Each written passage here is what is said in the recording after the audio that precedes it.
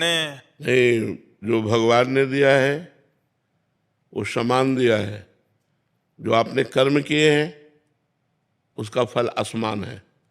योग्यता, कर्म की योग्यता। आपका कर्म है, आप धनी हैं, आपका कर्म है, आप निर्धन हैं। आप पाप कर्म किए हैं, दुखी है, वो पुण्य कर्म किए सुखी है। कर्म का खेल है।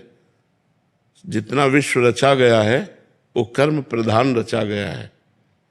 कर्म प्रधान विश्व रचि राखा, और जो जस करे तासि फल चाखा। इसमें भगवान का क्या दोष है? इसमें भगवान की क्या बात है?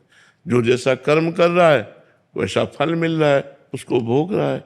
अब कोई बहुत अच्छे कर्म किए हैं, दान पुण्य किया, गरीबों की सेवा की, बीमारों की, तो वो आकर के करोड़ों रुपए लाभ प्राप्त कर रहा है।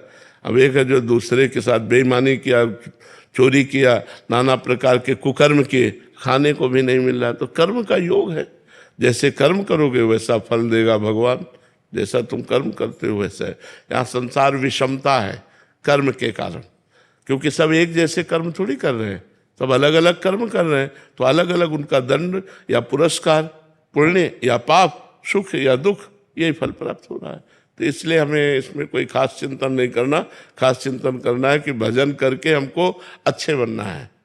अब तक जो हुआ हुआ, अब लो निशानी, अब ना नसीब। अब तक जो हुआ अब हुआ, अब मैं अच्छा कार्य करके भगवान को प्राप्त करूं, या अच्छा व्यक्तित्व प्राप्त करूं, या अच्छा धनी बनूं। इसके लिए मुझे अच्छा कर्म करना होगा। इसकी स्वतंत्रता है।